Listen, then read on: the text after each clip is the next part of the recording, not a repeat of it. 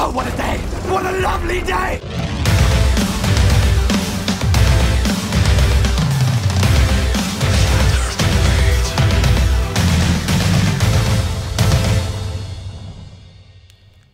Welcome to Flat Earth Debate.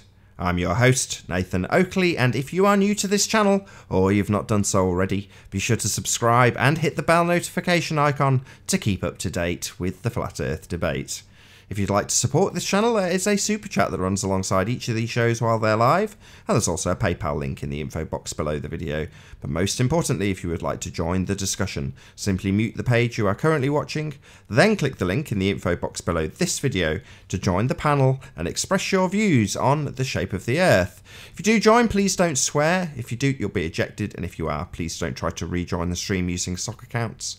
You'll be warmly welcome back on the next stream. Please also share the show on Facebook and Twitter. Sharing the show obviously increases the live audience, but this in turn increases the chances of a more diverse panel, so please share the show. And one last time, if you're new to the channel or you've not done so already, how dare you, then be sure to subscribe and hit the bell notification icon to keep up to date with the Flat Earth Debate. Now we are joined by The Plain Truth, Sleeping Warrior, Physics Warrior, Jose, Flatten Earth, Chocolate Saiyan, Warren and Arwin. Good to have you all.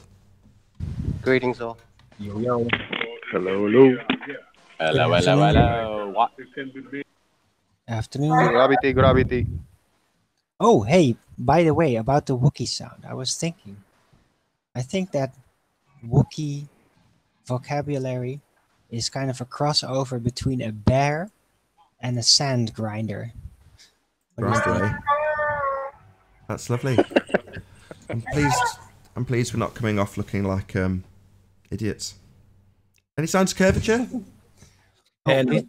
Hold on. Before we go to that, a shout out to...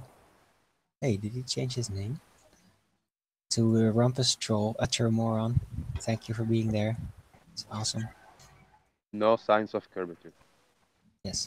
Axial rotation of the Earth-based variety. Any signs of that? Nope. Begging the question, look at the light in the sky is the only way you can extrapolate their rotation. As always, we'll get to our eventually, but you're a good man.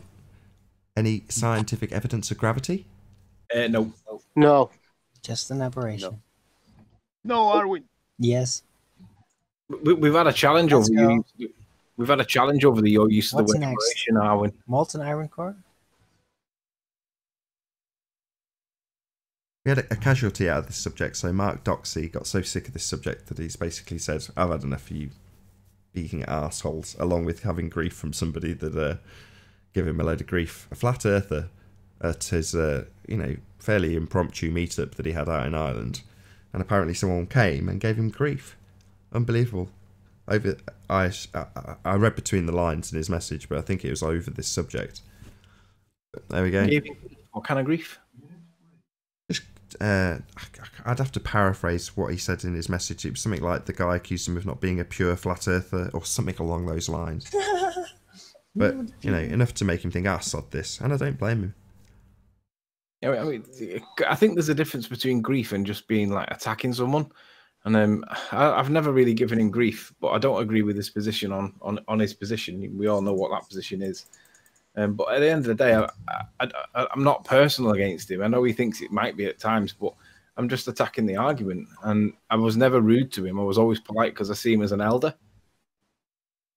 And I think we should remember that we don't need to be aggressive because we're in the control seat here. No, deliberate obfuscation is not being nice. No.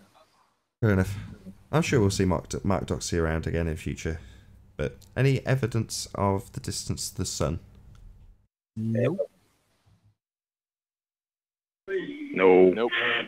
Impossible. But for all the people who believe in the vacuum of space, any evidence that you can have a gas pressure, the stuff we're all breathing, without a container? No. It's worth going back up to Google and having a look at what happens when you do a search term for gas pressure without a container. You get conspiracy cats all over it. And Nathan Oakley's channel, so just check that out. It's worth checking. What and about if you see conspiracy cats in chat, make sure you ask him. Any evidence of a self-perpetuating molten iron core at the centre of a presupposed spherical Earth? No. No. Nope. Movie Deep Impact when they go to the center of the Earth. Right, now the next There's question. also one where they go through it, and they get into these crystal realms, and it's fantastic. Amazing. Yeah, I've seen crystal caves. They are pretty fantastic, actually, Arwen. I've got to give it to you there. Moving on. So, the R value. Plenty evidence of people actually utilising this mathematical R value, but is there any evidence of actual Earth radius? So, R value, gentlemen. No. None. If Oh, there was any evidence, why do they use this R value in all the Earth calculators? It's very useful to beg the question and just assume you're on a ball at the beginning of your example. Very handy if you want to convince people you're on a ball to just mandatorily, if that's a word, put them on a ball immediately. So the R value does that quite well.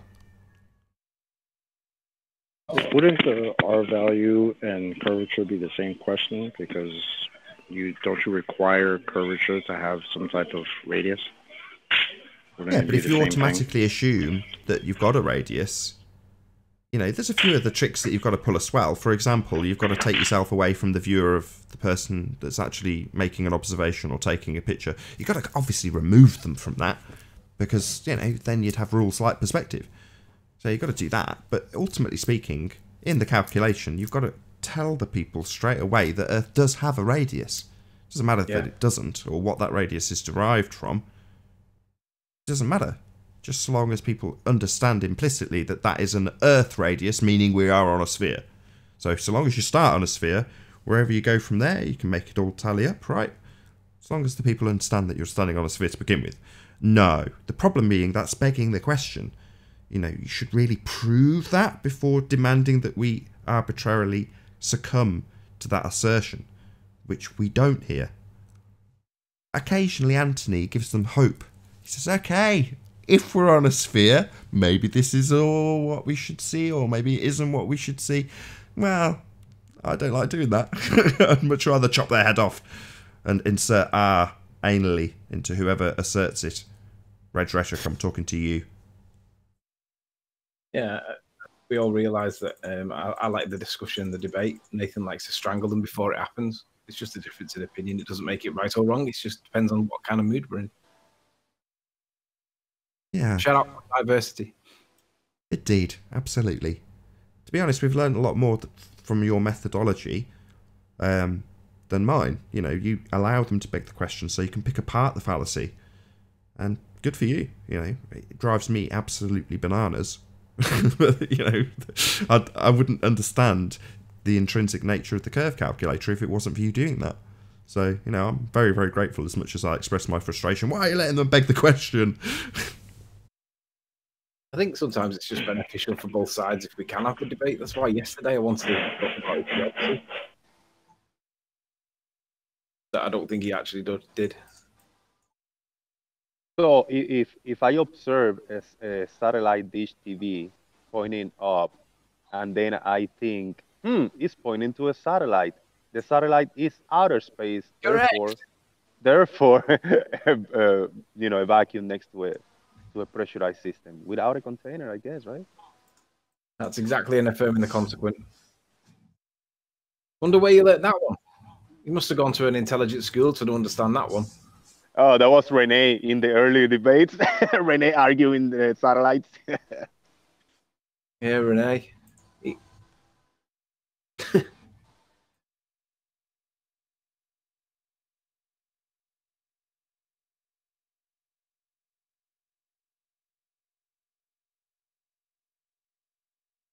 Yeah, I think there's a spot open in the panel, so if there's any ballers that want to join and present something, you know.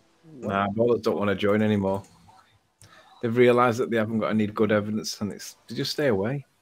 Nathan, we're gonna have to branch out. We're gonna have to find an alternate thing to do because I don't know how are we going to sustain ourselves without ballers to come in and tell us that it's a ball and for us to destroy their arguments. What are we going to do? The ballers are going to keep on balling. That's why we have things like Miles Davis. You know, they still want to assert this nonsense. They still want to draw orthographic views of things and tell you that flat Earth doesn't work and exclude perspective, they're still going to do all this crap. You know, so that makes no odds. The fact that they're terrified of actually having their asses handed to them live, well, you can blame them. But there's still going to be that odd guy that comes along and watches 10 minutes of a debate or tunes in live when we're just having a chit chat about something and thinks, God, these flat earthers, what the hell do they know? Don't they understand that gravity is something? I'm just going to go in and tell them. And that'll happen from time to time. People will come along and go, God, don't you guys know about gravity? We're going to go, oh, right, don't you watch the housekeeping? Yeah, I just wasn't paying attention, though. Oh, right, well, those questions mean something. You should pay attention. That'll happen. It does happen. It has happened, and it will continue to happen, so long as the general paradigm is that you live on a sphere. You know, people come to this show thinking, really? What are they talking about? And, yeah, there'll be a lull where we'll be talking about something fairly benign or totally off topic if I don't do my job properly, and then someone will think, God, these guys are idiots, and come in and try and tell us that gravity is real, or that if you beg the question and use a curve calculator, or they'll shove Soundly's pictures on. You know, back when the debate started, it was have a look at NASA's footage. You know, you got Paper Explanator and Curve Water showing us NASA footage. You know, those days are long gone. Now it's Soundly. You know, right, okay. Well, there'll be a new bullshit version of what proves the sphere come along in future as well. We'll look at it and go, God, what's the latest fallacy they're utilising? Point it out very quickly, hand a few people their asses, and then it'll be back to calm and nice like it is now. There's a gap on the panel, anybody could join. Why don't they? Great comment. I just read in the chat by Ronnie O'Sullivan. He say, all McDonald had a farm, E-I-E-I-O. Thank you. That was really... I would love somebody to come back in with NASA footage. Yeah, it's not going to happen. Let's try that again. Yeah, it's just not going to happen. But maybe the only way that would happen is if literally under those circumstances somebody tunes in halfway through, we're just talking about something fairly benign, and they go, don't these guys know that we've got pictures of Earth from space? And then they come in and go, didn't you know that we took pictures when we went to the moon? We go, really? How do you have gas pressure without a container? What are you talking about? Well, we're all breathing gas pressure, right? And you've got a vacuum that they travelled through. And suddenly their whole argument just falls apart based on one housekeeping question. Unless, of course, you're conspiracy cats and you just refuse to answer the question, even though it's been asked, 300 times, however many times it is.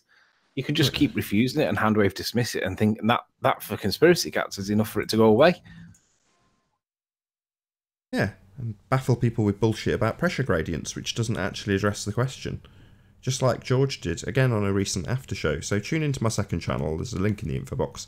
I will upload the last show, the one that's just gone. So if you're a late riser and didn't catch the first show, it goes out on my second channel as a premiere, straight after the live show, the second live show, this live show ends. Hey, P. Mars, how you doing? So tune in. I've forgotten the point of why I was telling you that now. There must have been a reason, but P joined. It was to talk about the people that used to join that don't join anymore. Yeah, I was just going to say that, Riley. Speaking of people with no arguments. Hooray. Yes. Anyway.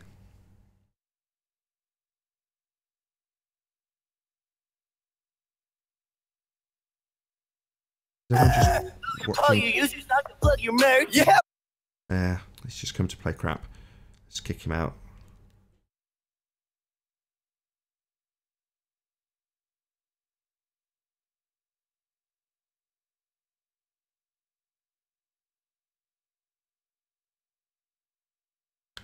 Bye-bye, P.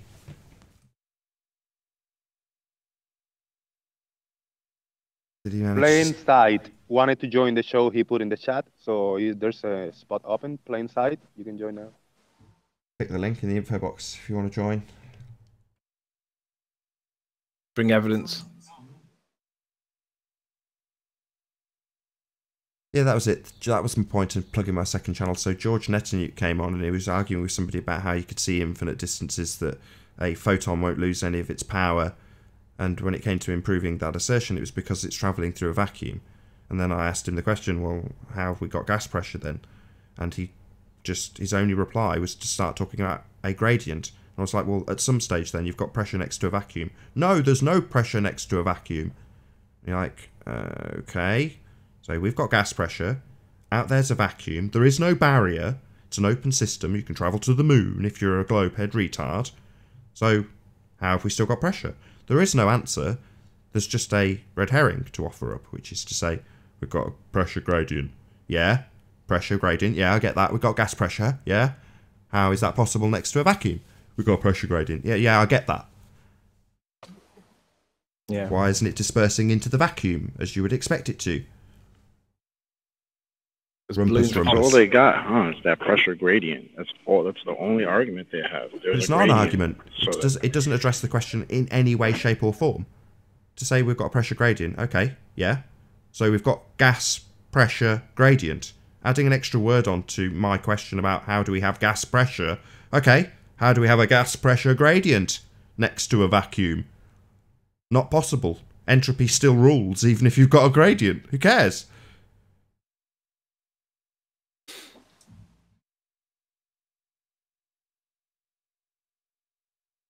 Plain sight, if you want to join, it's not going to work from the app. If you're in a mobile phone, it's going to take you to the app store. So open an internet browser, then open the Flat Earth Debate show in the Internet Explorer on the mobile phone, and then click the link in there, and it will take you to the Hangouts. Ah, is that what you do if you're on a Android? That's certainly not Apple's on Apple. I try clicking it, and it takes me to the App Store, like to reinstall it. So what I do is I copy the link, and I send it to my text message myself, and then click it from the text messages. It works for me that way. But it also works from the Internet Explorer on the mobile phone. Groovy.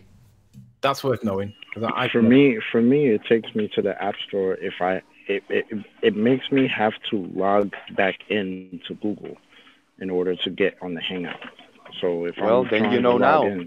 Open the Internet Explorer or copy the link and send it to yourself in the text messages. No, I do. That's exactly what I do. I do it on an iPhone. When I had to figure it out at first. If I try and get into someone else's Hangout on the iPad or iPhone, often it will take me to an empty Hangout.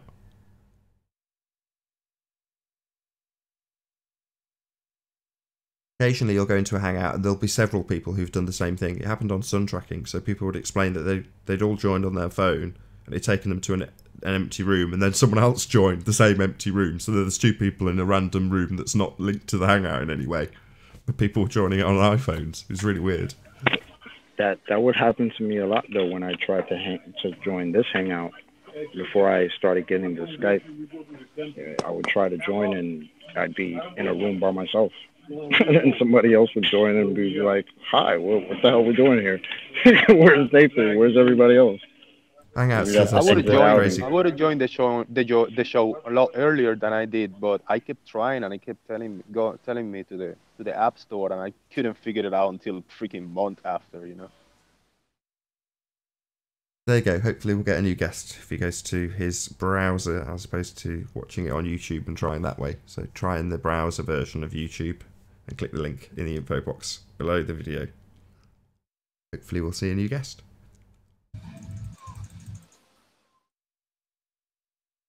Presumably on a computer it's the same for everyone. They just click on it, it comes here. Yeah. Yeah, glitchy, but on the other hand, it does still work. This is functioning. The show works well. Yeah, you can snipe. People gripe and moan about the various faults of Google Hangouts, but to me, this is astonishing. We're all spread out all over the plane, having a conversation as live. There's no delay. Indeed, the future is now. Hail YouTube. Praise Helios. So, can we discuss a bit more about Logan Paul? I've heard Mark's side of the story now. So if anybody else has listened to Mark's broadcast about this. Anybody? I have not. I haven't either. Well, I'll give you the broad strokes. Mark said, look, this guy disgusts me. I didn't want to be around him in any way, shape or form. So, at first, there was rumours that it could be him. I slept on it, woke up and found out it was him, and went home. That's the short version of what Mark Sargent said about it. Yeah, he's spoken about him. in the past when the suicide thing was being aired all over the news and was Check actually this out. mainstream. And you know, Mark wasn't impressed. And I think the other thing he added was like, I don't want to be a hypocrite. He said, I don't want to be a hypocrite. No, this is just ocean footage. So these are oil rigs. So I'm trying to put it together so you can get a contrast. But, so this is like 5:40 in the morning, okay? He's not talking this to is us. probably, I would say, maybe. I think he's talking to someone else. So you've got the full rig. Basically the full rig. Let's pop him on mute while he talks shop. So yeah, Mark was basically saying, I don't want to be a hypocrite and, you know, say I find this behaviour disgusting, he's not a good role model, and then shake his hand and talk to him on stage. It's like, no, you know, for better or worse, I'm going to stand by my words. I do find him disgusting. I literally hate the man. Those were his words. And I don't want to be anywhere near him. And I thought, good for you. I didn't even know who he was. Yeah, I kind of agree. I talked about it a little bit on the Flat Earth Early Bird show as well. Rasta explained the fine details of it. Wait, so this Logan Paul was the special guest that Robbie Davidson said he was going to bring? Is that who this guy is? Because I have no idea who this guy is. I've not heard of him either, to be honest. He's just a really high subscriber YouTuber that is like a clown, an internet troll that just happens to be really popular. Do I gotta really search for this guy now that this whole thing with Mark is going on? Like, is he even relevant? Nah. No. Okay. Just checking. I've never heard of him either, but this is where it's a bit conspiratorial because that, like I said yesterday, Roxanne, England, activism, regular shows, hangouts all the time, never come across her. It's like, what? How can that be? And I think a lot of it's to do with not putting Flat Earth in your title. I think that observation was valid. Is this like the new PewDiePie or something like that? Is it what? Nah, not as big as that, but Is he like a PewDiePie type of guy, you know? He kind just of. make crappy videos and he got a but bunch of PewDiePie deals with games, and this guy just fools around and goes to places and tapes. Like Jackass, but for YouTube. Yeah. Because I'm sure Mark has been preparing to go to this conference for a while now. So, like, the fact that this one guy is there and it's going to fuck him up to the point where he's just going to leave, that, I mean, he must really hate the guy. Well, like, maybe it's not that he hates the guy. Maybe it's that he hates something that he's done. You know, No. He said those words, I hate this guy. So I think it is just literally he's got utter disdain for him and his actions generally because he's like a troll. So, you know, his general MO is to go around trolling people. Guest. But also the fact that he was brought in as a special guest, very misplaced, is just weird, out of place. Hey, big hello to Apollo. Apollo is here in the panel. You're not drunk today, Apollo, right? Are you? Yeah, hey, Apollo. Hey.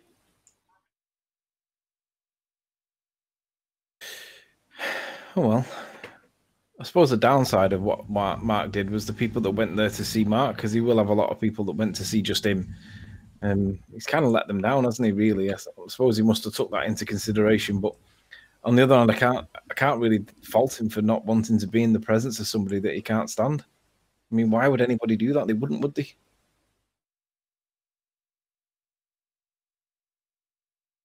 Especially if he's that much of a troll. I mean, why would somebody like that even go to a Flat Earth conference? And then why would somebody like that be invited to it?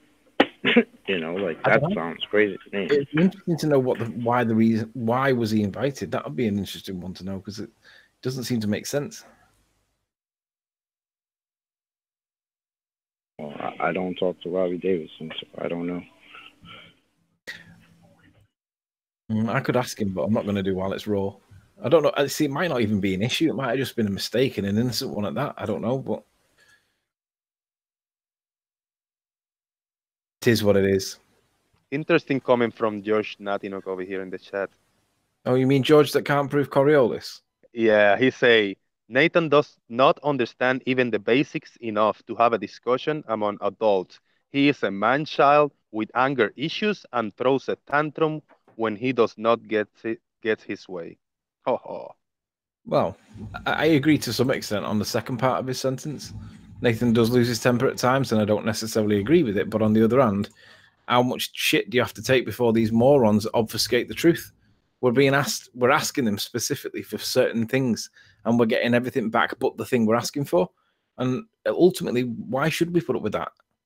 It's bad. What you're doing, George, is projecting the fact that your guys can't prove your claims as true, and you're complaining that Nathan's demanding it. And I think that's completely disingenuous. I don't know why you would not realize that your own failings are the reason for why Nathan shows his frustrations. Get over it.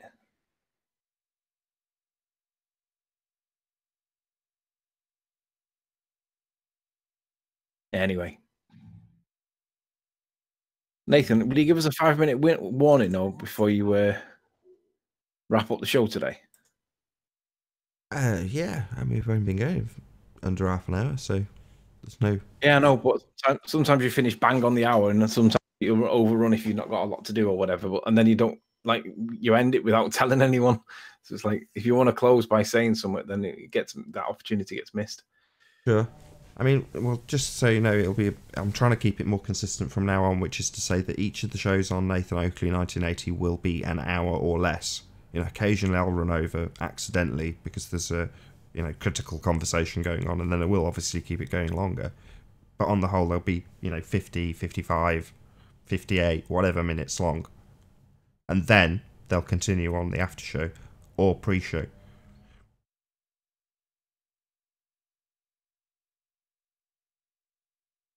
Well, so much for the whole body of science, Rumpus. I remember that phrase was bandied around for a while. Seems to have died now, doesn't it? Whole body of science, my ass. It's a reification fallacy. Why can't ass of science? It's embarrassing that there's even the conversation. We shouldn't have to be demanding that we prove that they prove their position. It should just be a given that it's just like, they can do this thing, and they clearly can't. Otherwise, they would do. I like how triggered they are, though. Look how keen they are, chatting away. Big fans of the show. Thank you very much for tuning in, guys. Thanks, George. Came in by saying how rubbish the show was, but he's here. He's hooked, addicted. It's what I need.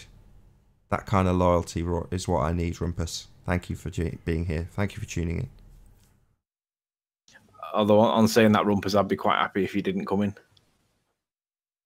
Nah, loyal participant, Rumpus. Yeah, loyal is one thing, but I wouldn't class it as a participant. I wish all viewers were as dedicated to this channel as Rumpus is. Arwin, have you had any thoughts on how to invent gravity for the Santa's sleigh? Nope. That's a electrostatics. I told you, no, don't need gravity. Electrostatics. Remember that device? Yeah. Like the floaty chair thing? Yeah. Oh, apply a system like that. Because I think that's where you could validly. I think that's where we could validly apply like theoretical positions for gravity. We could just use it in the context of Santa's sleigh, and then kind of. No, but gravity really has. It's just still just an aberration. It's conceptual. You're not actually dealing with that. You just need a form of force generated propulsion. So that electrostatic type of propulsion could work. The problem will be though with the reindeer, unless they have they are suspended on these devices or have harnesses, if that is doable. But yeah, who knows? Maybe in the future we're gonna have a gimmick where there will be an actual physical Santa and reindeer. Somebody slipped some acid into my drink. What the hell is going on?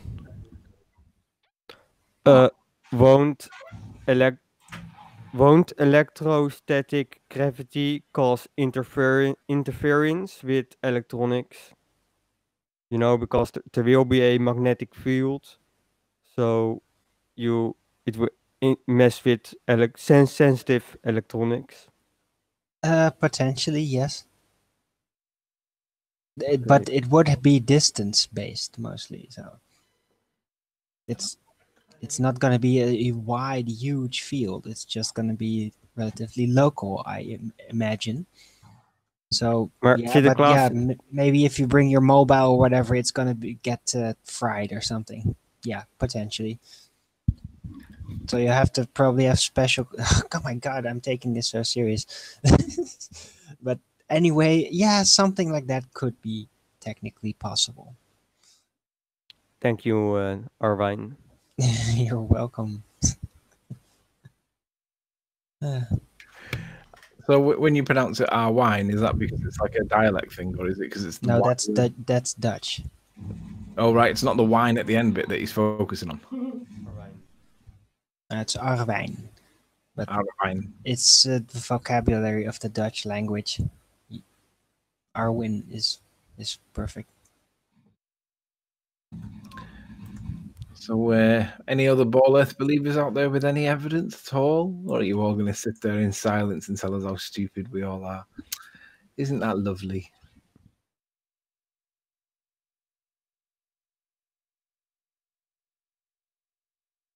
I don't like that word electrostatic gravity. I don't know why. Electrostatic propulsion? Why not? Okay, well, yeah, that sounds a bit better. But, you know, just the electrostatic gravity sounds sounds like a word. No, but gravity is just a concept. It's calculus based. It's very useful as a calculus tool to do certain things, but it's not. It's an aberration.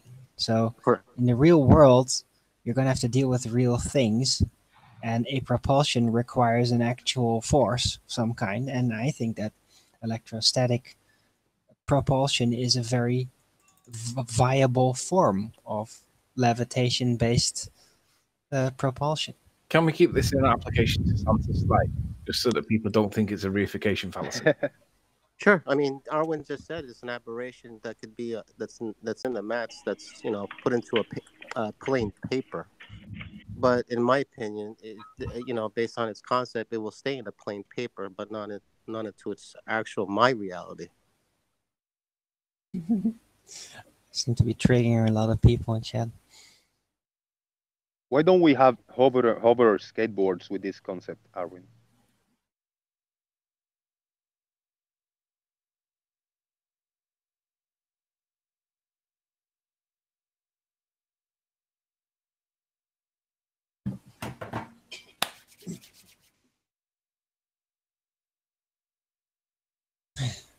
No? Anyway, Did I kill the conversation? I'm not much for a wine skateboards? guy, so if I had my own brand of wine, it would probably be a form of mead, because I do like that. Who knows?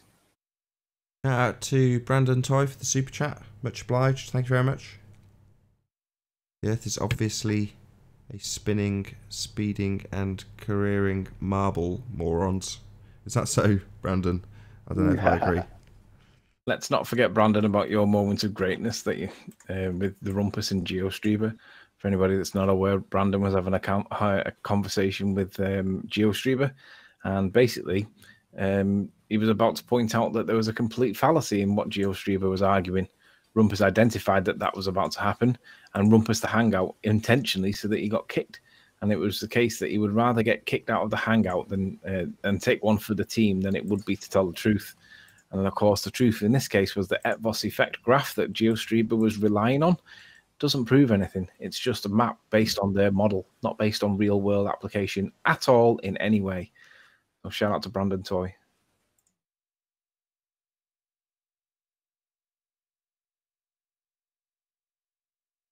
I concur. I heard that hangout. It's pretty good. Yeah, it was a great moment. Just shows how intellectually dishonest they are, particularly the Rumpus. Shows how ridiculous Rumpus is. He's getting kicked out by his own people. Like, that's how ridiculous Rumpus is. Not particularly, but also persistently intellectually dishonest. No, it's like a strategic foul. It's like, chopping down the legs of their best forward in a football game.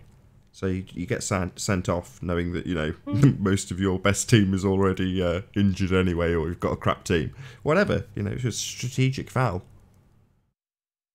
But what was glorious about it is that GeoStreamer had no idea what was happening. He didn't understand. He didn't get that he was about to get destroyed by Brandon. It was brilliant.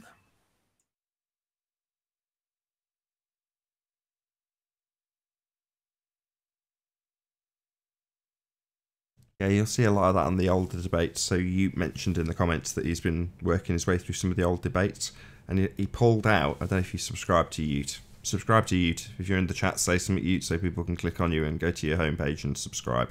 Anyway, he went and pulled out the bit where Paper Explanator says, well, you have to assume the sun is 93 million miles away. So he just snipped that out, and I'm like, yeah, Ute's going through and picking out all these nice little snippets. But back then, that was when they did obfuscate in the same way they do on the non sequitur channel. And, you know, you've got George Netanyahu at the moment in the chat saying, oh, Nathan will just get very angry and obfuscate with bullshit. It's like, no, the last interaction I had with George was him telling me that light travels for an indefinite period of time through a vacuum. And then when I asked him how we have gas pressure next to a vacuum, he said, we don't have gas pressure next to a vacuum. It's like, well, yeah, you do. We have gas pressure here and a vacuum out there. And there's nothing in between. So we do, according to your bullshit religion. But then he got very angry and obfuscated and talked over me, and I called him a senile old bastard, like I normally do.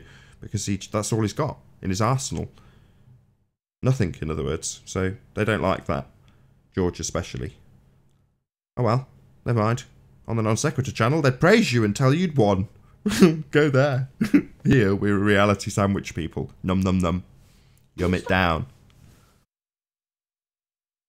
Non sequitur. Rumpus will just get in a fight with them.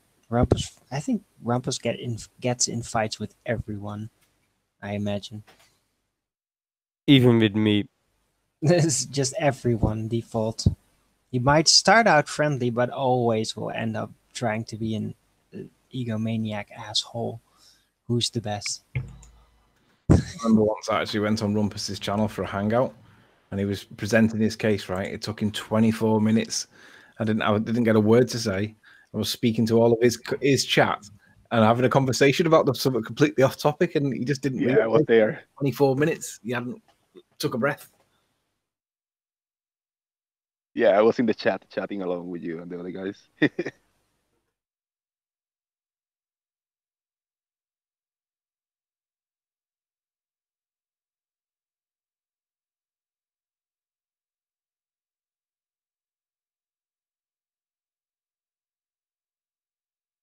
I think the only bowler in all the flatter debate shows from 0 to 600 plus, Rumpus is the one that have had 20 minutes uninterrupted presenting numbers and equations and just babbling around for 20 solid minutes with a panel full of 10 people.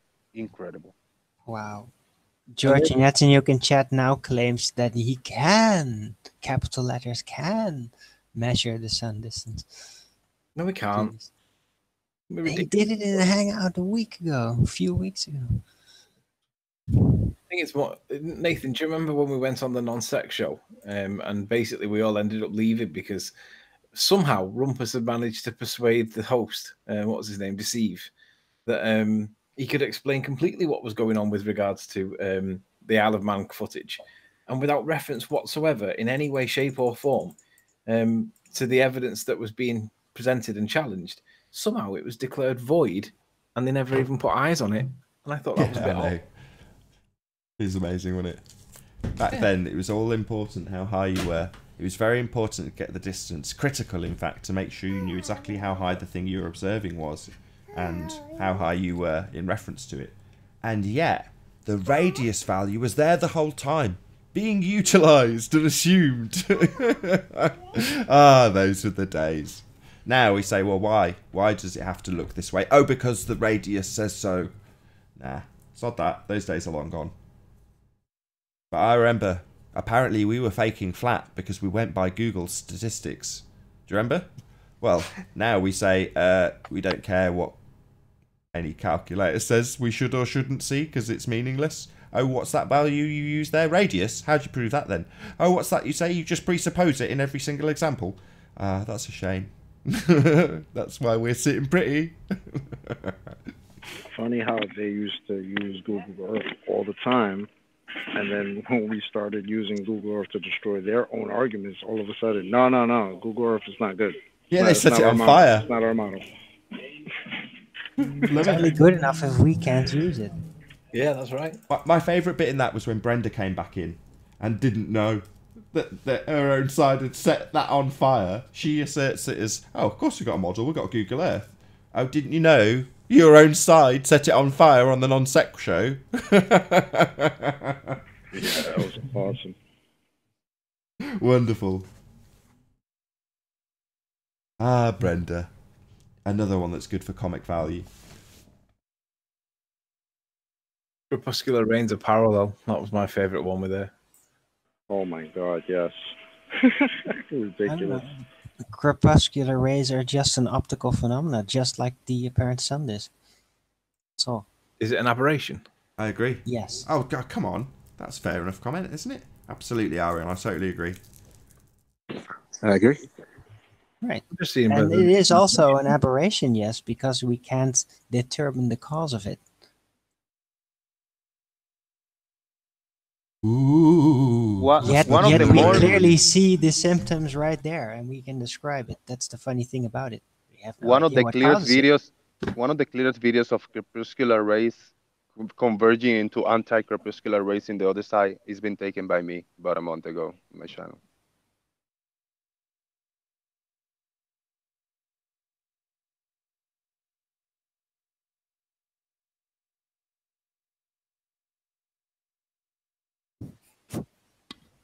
How's the moon looking? I can see it right here out of my window. Moon doesn't look at anything. That's a reification fallacy. How does the moon appear to you guys? There is no distance to the moon. I'm not asking about the distance. I don't see it. It's hidden. It's anti-portal to my feet. It's underneath my feet. What? I can see it right here out of the window. I thought what was interesting with them Scott Veach and Betty's server the other day. He admitted he couldn't prove antipodal status for the stars. He admitted it. I was like, well, if you can't prove it, then that's kind of my point, isn't it? But he admits he can't prove it, but he does believe it.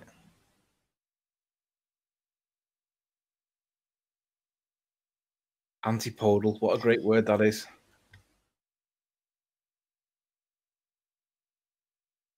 Can you see it? It's right behind the tree.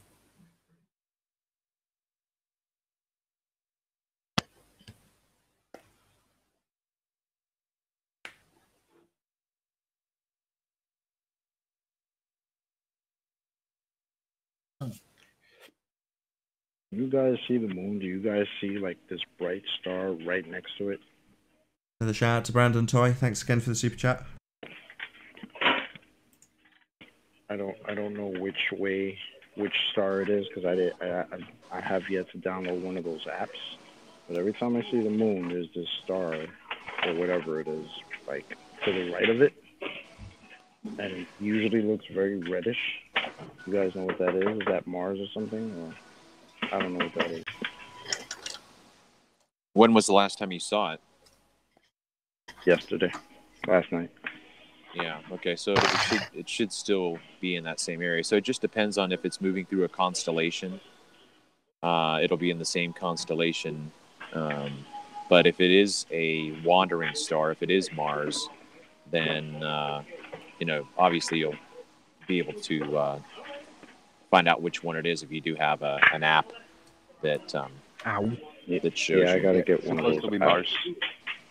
I mean, if it is red, it's typically that's the only one that is red, and that's Mars. So, because I from just where checked in the sky view app, I it is am, Mars. it's always to the right of the moon, and it moves along with it.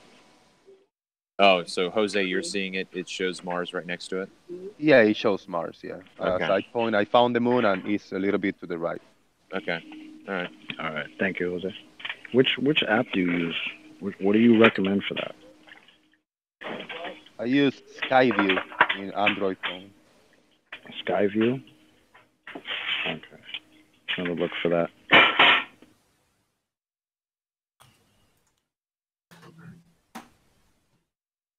Do some chat shout outs. Got some very happy people in the chat, I see. Anybody object? Shout out to Ronnie O'Sullivan. Shout out to George Netanuk. Mercury Messenger, good to have you. Roger MC, thanks for being in the chat. The Rumpus, nice to see you. Dedicated fan that you are. Hey, Shout out Astral Traveller, good to have you. AJM, nice to see you. John Watson, thanks for being here.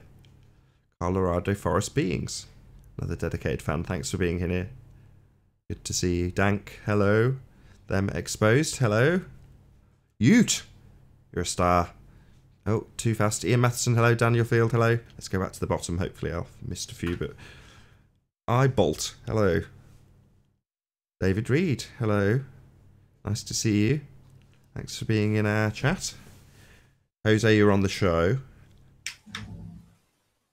David Irving, thanks for being here. Lair Bear, nice to see you. Biz, what is it? Biz71, hello. Hey you, hello. Musicians for Truth. Good to see you, Dread. The Brain, hello. Feel free to join in with the shout out. CGI Ranty, woo woo woo, hello. A Face, good to see you. Eric, nice to have you here. Only sheep can't see. Only sheeple can't see, is that right? Probably made that wrong. Hello, good to have you. Vegan Guy, hello. Slick James Johnson, good day to you too.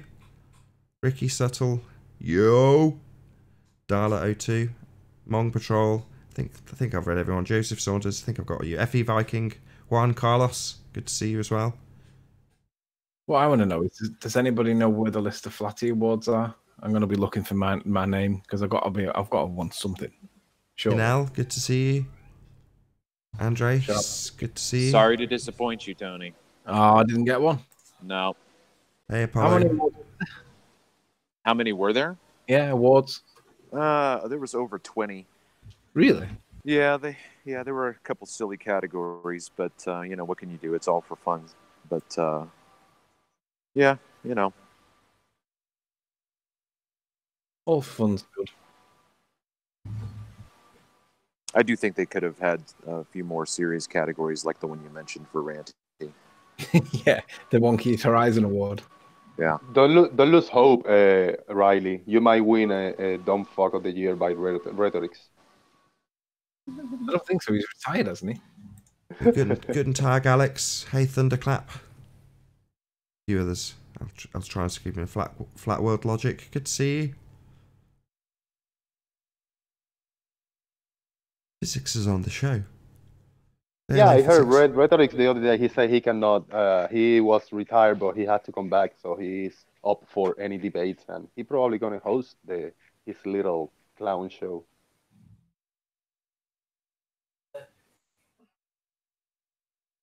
Rampacked chat room. Stop lying. Hello. Journey's Wake. Hello. Yeah, that's it. I must have done everybody. Happy people in the chat. Preserving the truth. I didn't think I said hello to you. What about Bob? Good video. Thank you very much. Haven't seen you for a while. Good to have you here. What about Bob? I'm going to stop now. That's it. If I've missed you, tough. For everyone else, you're all ace. Thank you for sharing the show.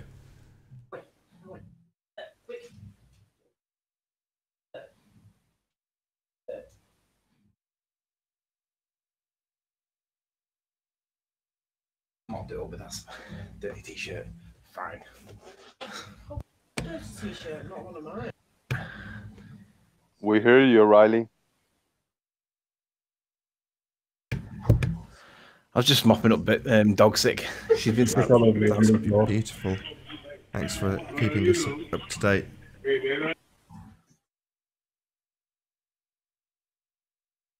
So we didn't get many panel reactions to the guy from yesterday being fed in the background. Pretty much all of you were on the panel when we played it back today. I missed it, Nathan. I heard it. I was listening to it again this morning before even Arwen's show started. I was up early for work, and yeah, I clearly heard something amiss with that. Like it did sound like somebody said down, and then he repeated it right afterwards. It was a little weird. And then just in full context, just the way when he came in, and he had an intro and he went straight into his background, it all seemed just very prepared to me. I don't know. That's just me, though. I don't know. My first impressions of him was he was just a bloke, a normal bloke, and then he said that he was a geodetic surveyor, and I thought there's an air of like expertise that you just feel when you've got somebody that's a subject matter expert in some capacity, and I just didn't get that with him. He just felt like it was just a normal dude. Felt like he was reading a script. Yeah, that's what it felt like to me. And then when I said, you have any certificates or anything? Oh, yeah, my wife might know where that is. Yeah, okay, buddy. Yeah, as the show progressed, I got the feel that he knew a lot about this show, probably even Miles Davis himself, because he came because of Miles Davis videos, and he'd been listening to this interaction the last week or so. So I think Miles Davis, had to school him on how to participate in the show, and yeah, he knew what he was doing, and he was being fed, who knows, by Miles Davis himself. Yeah, I think it's basically a backdoor way of Miles Davis trying to get his view across, but not having to come on the show because he's a yellow belly.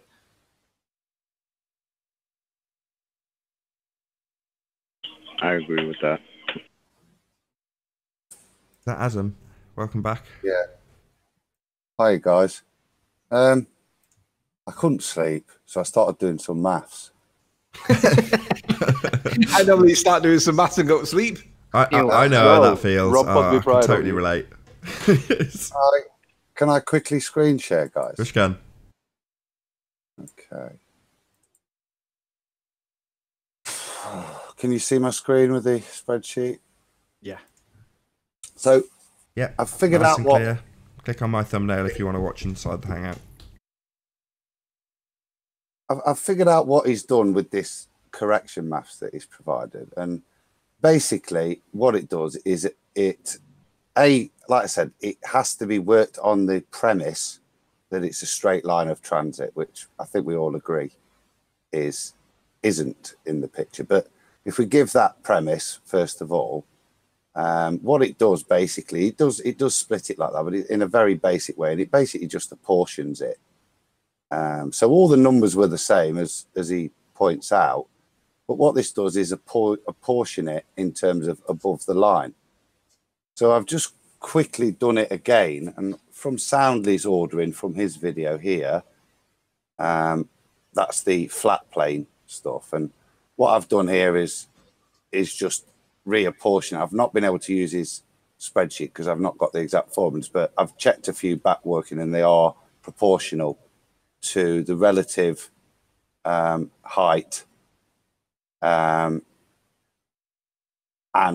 its relativeness to the 210 meters, which is the center line. So I've done that on there, and that gives a ball perspective ordering of the peaks of B, C, S, E, D, M. And like I said, when I did it before with my maths, we had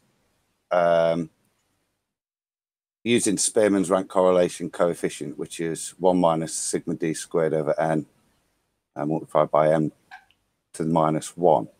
Now, obviously, n in this stuff is quite low, so statistical inference is therefore reduced. But again, I'm not trying to put a definitive number. I'm just trying to do comparisons of the two models.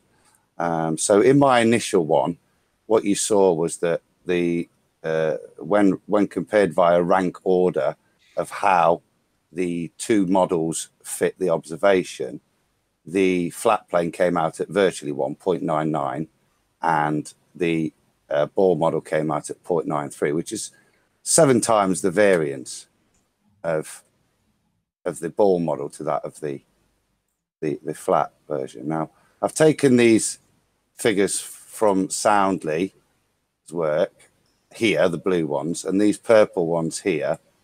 I'll colour them in. That's affecting my OCD. That's better. These purple ones here is what I've calculated from what I've been able to analyse of how he's recalculated these figures. Like I say, it's proportional.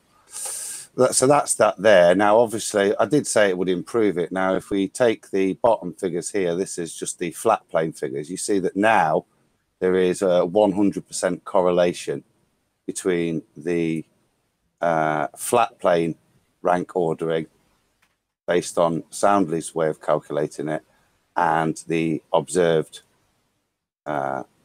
image rank sizing. When you compare that to the ball model rank ordering compared to the observed, you see that there's a variance. Look, these two are the wrong way around, and so a few down here. So a 0.98, but this is perfect. This is now absolutely spot on, and this has a very similar, less variance than when using just the basic figures. But like I say, what it does is it improves that, and it improved this one no end. I disagree with its use on the premise that you're not able to validate that flat plane, but hopefully, guys, that clears it all up. But obviously, what Sandy's done is he's improved it, and thank you. But it doesn't change the point that was being made, which he still hasn't addressed. Can you remake that point again, please? Yeah, that being that what we're trying to do here is not is to compare the two possibilities of the layout of the peaks being on a flat plane with the basic calculations, which is what Soundly provided improved versions of the flat plane calculations, compared to how the peaks would be laid out on a ball. And what it does show is that it's perfectly reasonable that the image could be on a flat plane. It doesn't prove it, but what it does show is that this image could not be on a ball, because the rank ordering, the heights of the peaks would look slightly different to their basic size because of the effect that curvature would have on reducing it. So obviously the further ones away have more relative reduction to the nearer ones, irrespective of their height. So with that in mind, for me, it's a great, not flat earth proof, but again, a great ball earth disproof. Excellent. Thank you very much for doing that, Adam. Always nice. And with that, I'm going to say, first and foremost, a huge, massive, enormous thank you to all of the debating panel for making this debate possible. And, of course, a massive thank you to all of the live audience for tuning in and hopefully sharing this debate. If you missed the first show, it will rebroadcast along with the pre-show on my second channel, which is Nathan Oakley. And a link will get posted in the chat as the outro plays. One last time, a massive thank you to all of you for tuning in. I've been Nathan Oakley, and I'll see you all in the next video. Oh, what a day! What a lovely day!